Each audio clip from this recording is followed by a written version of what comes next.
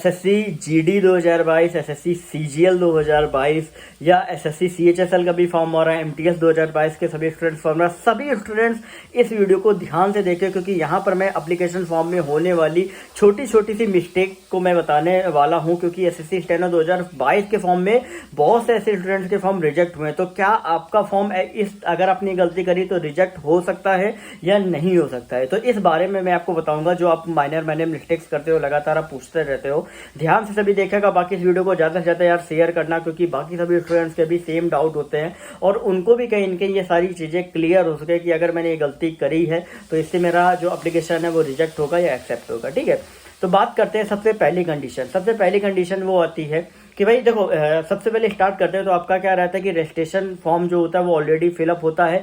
फिर उसके बाद आपको बाकी सारी डिटेल्स, एग्जाम सेंटर, यूनिवर्सिटी, आपका 12th ग्रेजुएशन का आपको पूरा एंट्री करनी होती है। ठीक है, तो रजिस्ट्रेशन नंबर में आपका 10th का पूरा रहता है। ठीक है, कैटेगरी आपकी रहती है, इवन आपका मोबाइल नंबर, बाकी सारी चीज़ें जो होती है वो आपकी मेंशन रहती है, फादर्स नेम, मदर्स नेम, सब कुछ रहता है। तो आपका इसमें कोई भी गलती नहीं होना चाहिए। लेकिन मान लो कि अगर आपके फादर के नेम या मदर के नेम में कुछ भी गलत हो गया हो तो आपका एप्लीकेशन फॉर्म रिजेक्ट नहीं होगा। आपका जब भी डीवी होगा तो वहाँ पे आप बता देना, बाकी कोई भी प्रॉब्लम नहीं होगी। लेकिन आपके फॉर्म में बिल्कुल भी गलती नहीं होनी चाहिए, आपकी एज में बिल्कुल भी गलती नहीं होनी चाहिए। जो आपकी डेट ऑफ बर्थ है वही आपकी डेट ऑफ बर्थ बाकी अदर डॉक्यूमेंट्स में भी आपकी होनी चाहिए। अगर नेम और डेट ऑफ बर्थ में कुछ गलती है तो कहीं ना कहीं आगे प्रॉब्लम हो सकती है, लेकिन सरनेम वगैरह का अगर कुछ इशू है तो वो आपका एक्सेप्ट हो जाएगा, उससे कोई भी प्रॉब्लम नहीं है। तीसरी कंडीशन वो है कि भाई अगर आपका कुछ भी यूनिवर्सिटी या बोर्ड का नेम गलत हुआ है या परसेंटेज गलत हुआ है, अगर ऐसा कुछ भी गलती हुई है तो भी आपको बिल्कुल भी चिंता करने की जरूरत नहीं, आपका फॉर्म एक्सेप्ट हो जाएगा। अब चौथी है, कई बार क्या होता है कि एड्रेस लोग कुछ गलत भर देते हैं, पिन कोड गलत हो जाता है, डिस्ट्रिक्ट गलत हो जाता है, और ऐसी माइनर मिस्टेक आप में से कुछ स्टूडेंट्स की होती भी होंगी, कई बार कैफे वाले कर देते हैं। तो भी आपको बिल्कुल भी घबराने की जरूरत नहीं है, क्योंकि अब सारी चीज़ें आपकी मेल पे आती हैं। तो जब आपका डीवी, ये सारी चीज़ें क्या है, अब जब डीवी आप देने जाओगे तभी कहीं ना कहीं आप उनको बता सकते हो। ठीक है, तो ये सारी चीज़ें आप अच्छे से ध्यान रखें।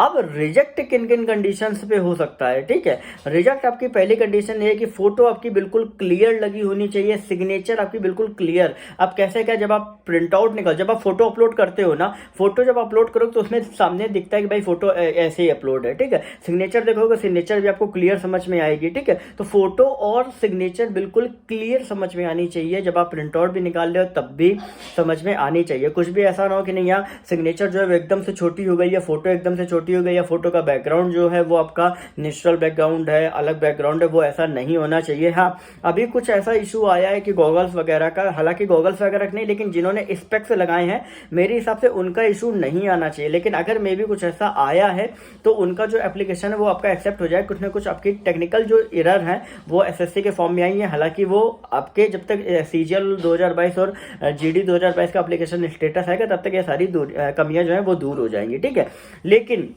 अगर आपने अपनी एज में कुछ भी गलत किया है, ठीक है, या आपने अपना जो भी आपका कैटेगरी है उसमें आपने कोई भी गलती करी है, तो ये चीज़ आप ध्यान रखो कि इसमें आपका जो एप्लीकेशन है वो रिजेक्ट तो नहीं होगा, लेकिन फाइनल आपका जब डीवी होगा तो आपका कैंडिडेचर कैंसिल हो सकता है। तो ये चीज़ें आपकी गलत नहीं होनी चाहिए, क्योंकि ये चीज़ें आपकी बिल्कुल जेन्युइन होनी चाहिए, क्योंकि ये आपका एलिजिबिलिटी क्राइटेरिया आपका शो करते हैं। एलिजिबिलिटी क्योंकि साफ साफ लिखा होता है कि आपका एलिजिबिलिटी क्राइटेरिया में कोई भी चेंज नहीं आना चाहिए, जो आप इंफॉर्मेशन दे रहे हो वो एकदम जेन्युइन होनी चाहिए। ठीक है, तो ऐसी चीजें अगर आप गलती कर रहे हो तो आप समझ सकते हो कि आपका फॉर्म रिजेक्ट हो सकता है। फोटो और सिग्नेचर में तो रिजेक्ट होएगा ही होगा, बाकी अदर कैटेगरी में आपका कैंडिडेचर कैंसिल हो सकता है जब आप फाइनल सिलेक्शन के बाद डीवी में जाओगे। लेकिन बाकी जो माइनर मिस्टेक्स हैं उनको भी मैंने एलोबोरेट करके आपको समझा दिया है, तो कहीं ना कहीं आपको चीज़ें समझ में आ गई होंगी। तो अगर आपको ये वीडियो जानकारी अच्छी लगी, चैनल को सब्सक्राइब कर लीजिए, तो बेल नोटिफिकेशन को ऑन पे कर लेना सारी अपडेट्स के लिए। अगर आपको कोई भी क्वेरी है तो इंस्टाग्राम पर सरकारी नौकरी के लिए बाबा टाइप करके पूछ सकते हो।